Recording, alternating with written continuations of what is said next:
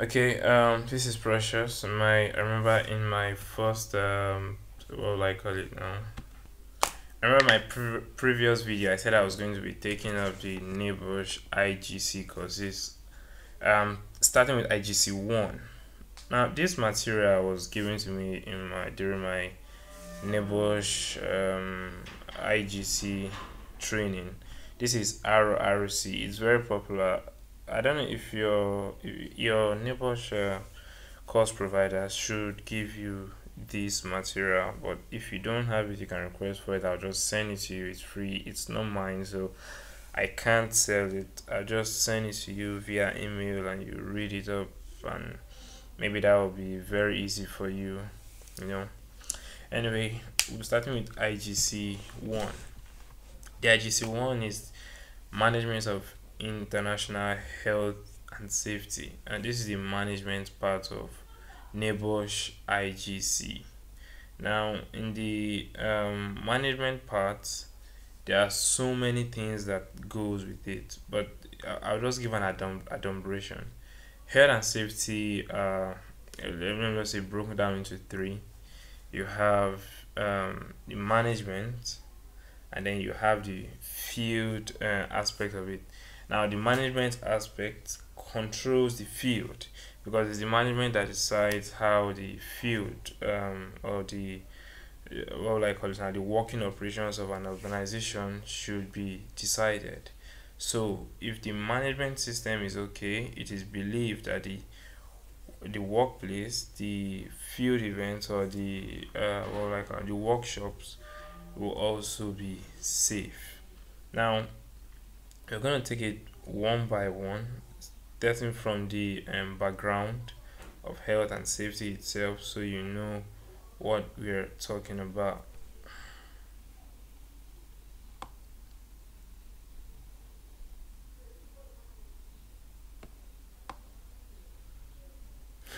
Well, but there are a lot of things here that are going to need explanations. Yes, as you can see here, this element one, foundation in health and safety. Now, um, we'll be starting with the foundation of health and safety, the complex nature, the barriers, the definition, and everything that forms the backbone of health and safety in the workplace.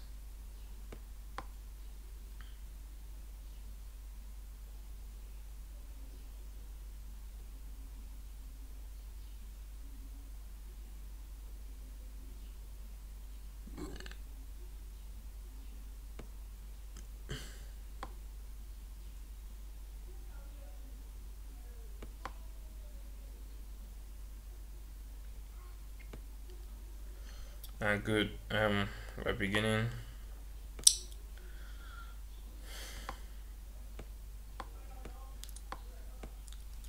Now, it says here that the study of health and safety involves the study of many different subjects, including the sciences, chemistry, physics, biology, engineering, psychology, sociology, and the law.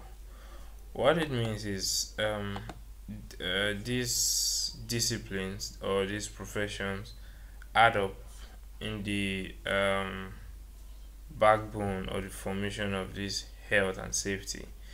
For example, in the workplace, you have chemicals, you also have machines, you have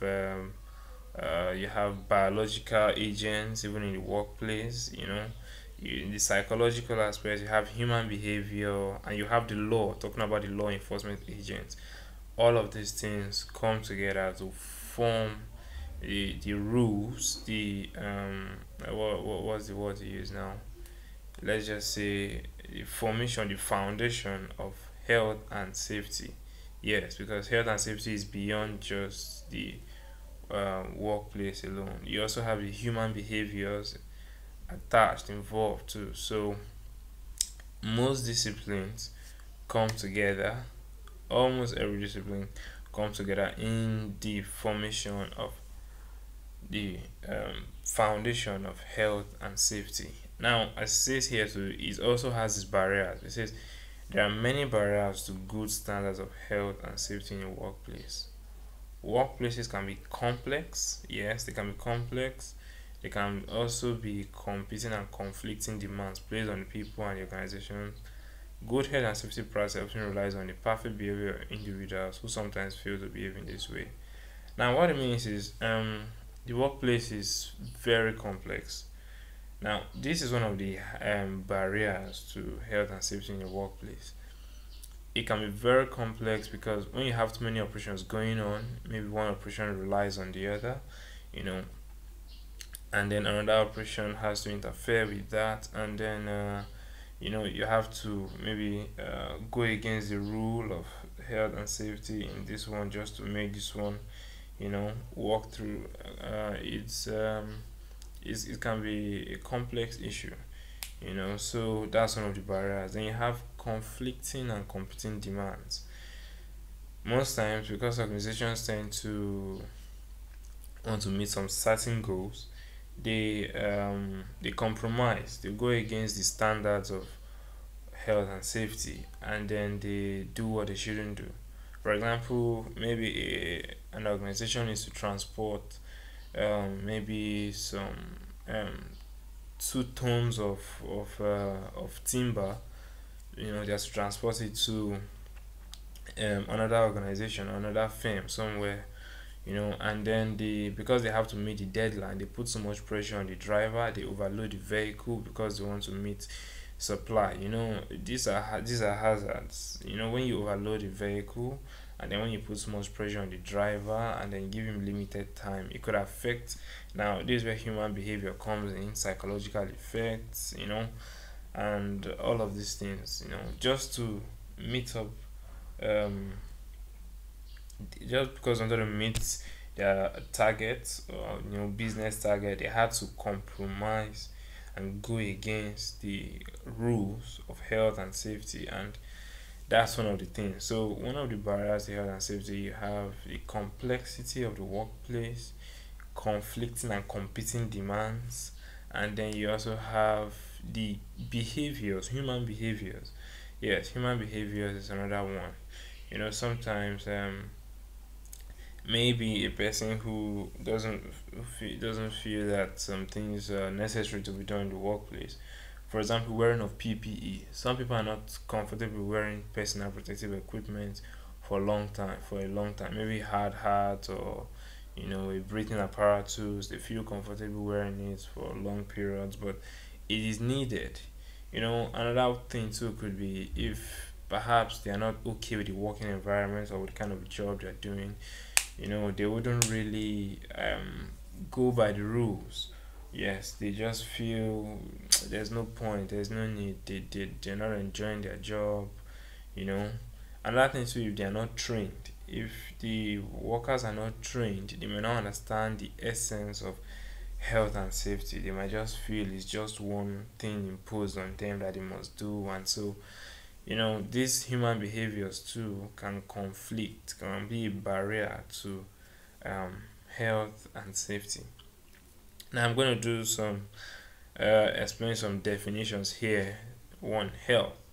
Health is the absence of disease. According to what, if you can see it here in the book, it says health is the absence of disease, safety is the absence of risk of serious personal injury. Now, these definitions are just short, will I say, adumbrations. Now, they are far advanced definitions than this, but for now, this is just where we can go with for now. Just with this book, there are other materials to your course provider should be giving you, not just this RRC, but this one too is also a very good one. But you shouldn't work with this alone, so that you can have a more in-depth knowledge of the subject of health and safety. Welfare, access to basic facilities. Environmental protection is the prevention of damage to the air, land, water, and living creatures in the wider environment.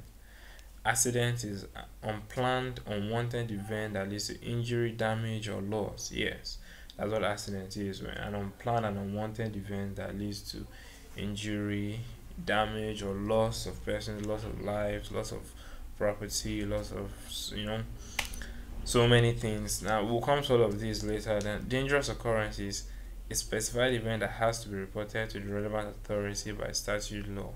Now dangerous occurrence are things that have the likelihood to cause danger but have not caused danger yet. And when you see such things, you should be reported to the relevant authorities.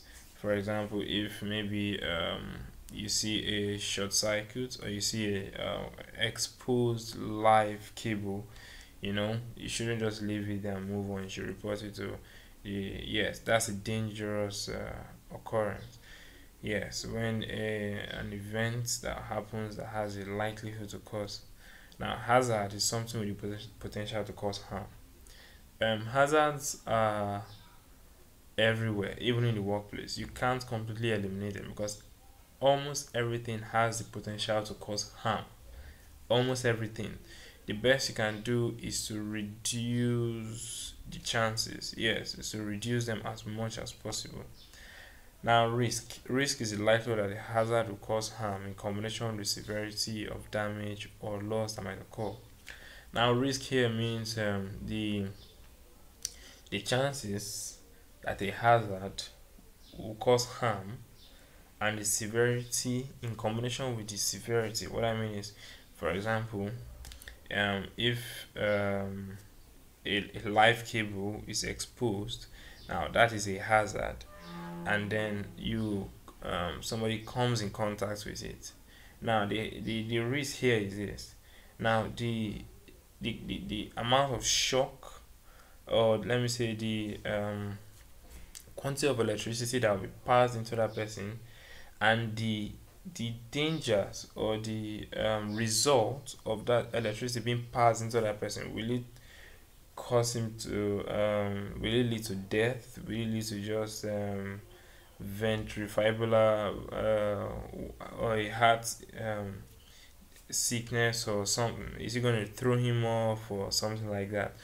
That's what risk is the likelihood that something will occur in combination with the severity, as how severe will this thing be if it happens. Yes, so they are classified into three types. You have high risk, medium, and low.